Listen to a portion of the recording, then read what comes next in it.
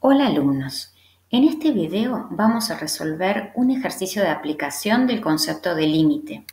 Lo llamamos el problema de la velocidad. La consigna dice, una pelota cae desde una altura de 150 metros. Si la distancia recorrida en t segundos se representa por s de t y se mide en metros, la ley de Galileo establece que s de t es igual a 4,9 t cuadrado. No se tiene en cuenta la resistencia del aire. Como primer medida, vamos a encontrar el dominio de la función bajo el contexto de problema y la vamos a graficar. Volví a copiar la consigna para que la tengamos presente. Lo primero que hay que entender bien es qué significa esta fórmula. Fíjense que dice que representa la distancia recorrida por la pelota en el instante t. Ojo que no es la distancia al piso de la pelota. Por ejemplo, para t igual 0, esta cuenta nos da 0. Es cierto, la pelota todavía no recorrió metros. Para t igual 1, esta cuenta nos da 4,9. 4,9 es lo que recorrió la pelota en un segundo. Si queremos saber la distancia al piso, tendremos que hacer otra cuenta. Pero nosotros nos vamos a concentrar en esta función. Dicho esto, comenzamos con el problema. Volví a copiar la consigna y justamente acá les doy los ejemplos que recién mencioné.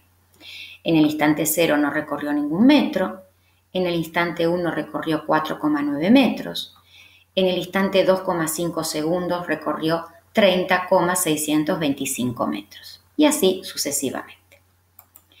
Entonces, ¿qué variables son las que están en juego en nuestro problema? En principio, la variable independiente es el tiempo, indicado con t o simbolizado con t y medido en segundos, es decir, la unidad en la cual se mide el tiempo es segundos. La variable dependiente es la distancia recorrida por la pelota, que la simbolizamos con s o s de t y su unidad de longitud son los metros o es el metro. Muy bien. Bajo estas condiciones, ¿cuál es el dominio de esta función en contexto? Primero, tengamos en cuenta que el tiempo no puede ser negativo. De allí en más, estamos hablando de variables no negativas, es decir, mayores o iguales que 0.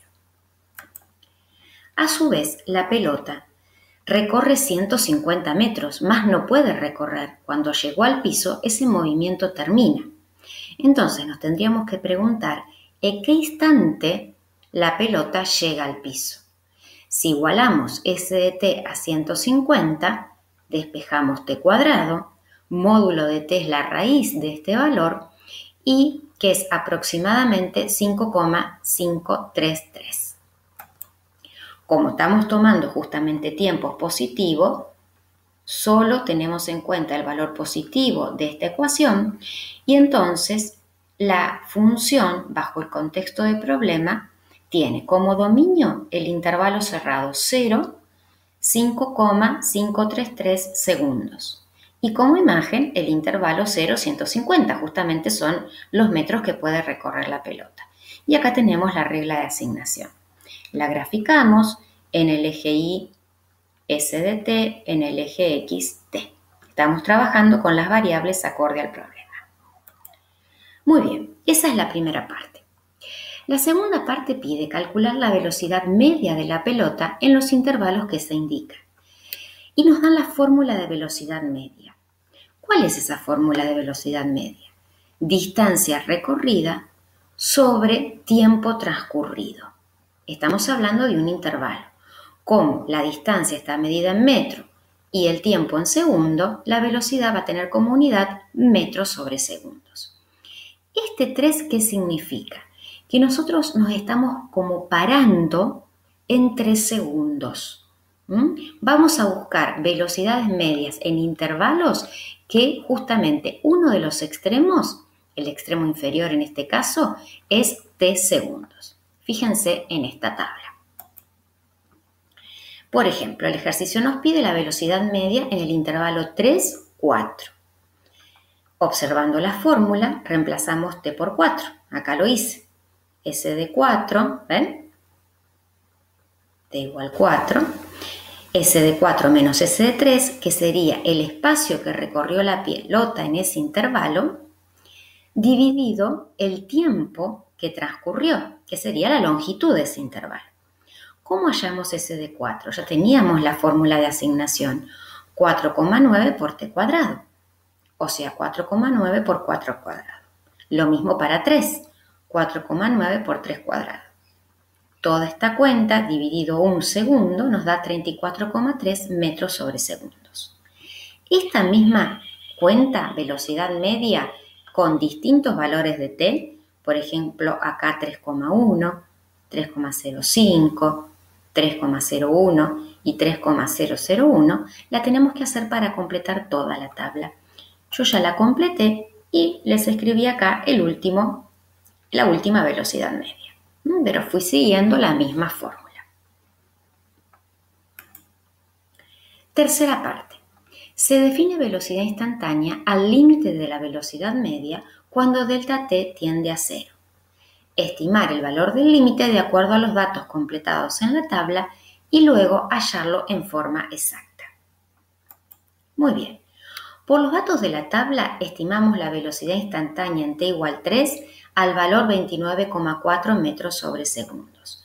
Voy a volver un poquito a esa diapositiva. Fíjense. Nosotros estamos diciendo que delta t tiende a 0, o sea, la longitud del intervalo tiende a 0. Para que esto sea posible, t tiene que tender al valor 3. Miren acá, este es nuestro t, cada vez más cercano a 3, cada vez más cercano a 3. Estamos haciendo un proceso de límite. Este es un proceso de límite con un registro numérico. Va a ser un valor estimativo el de la velocidad instantánea como el límite de las velocidades medias. Ponemos 29,4. El que quiso poner 29,404 estaría bien también. Bueno, esa es una respuesta, pero no, tenemos que calcular el límite en forma exacta. Nosotros sabemos aplicar un proceso de límite con propiedades, entonces podemos plantear el límite de la velocidad media. Lo volví a plantear, reemplacé S de t por su fórmula de asignación, la imagen de 3, sacamos factor común 4,9 y al reemplazar t por 3 nos da un cociente de infinitésimos. Y eso es justamente lo que impide usar esta fórmula para t igual 3 cuando uno quiere saber la velocidad en el instante 3. No puede hacer la fórmula de la velocidad media. Tiene que aplicar un proceso de límite. Bueno, lo seguimos resolviendo. Factoricé t cuadrado menos 9. Sabemos que estamos trabajando con entornos reducidos que podemos simplificar. Sacamos la constante fuera del límite por propiedad del límite y haciendo esta cuenta, este límite da 6, nos da 29,4 metros sobre segundos. La velocidad instantánea de la pelota en t igual 3, ahora sí, seguro, en forma exacta, es 29,4 metros sobre segundos. De este ejercicio hay que tener en claro que una cosa es la velocidad media, donde no hay proceso de límite, y otra es la velocidad instantánea, donde sí se involucra un proceso de límite.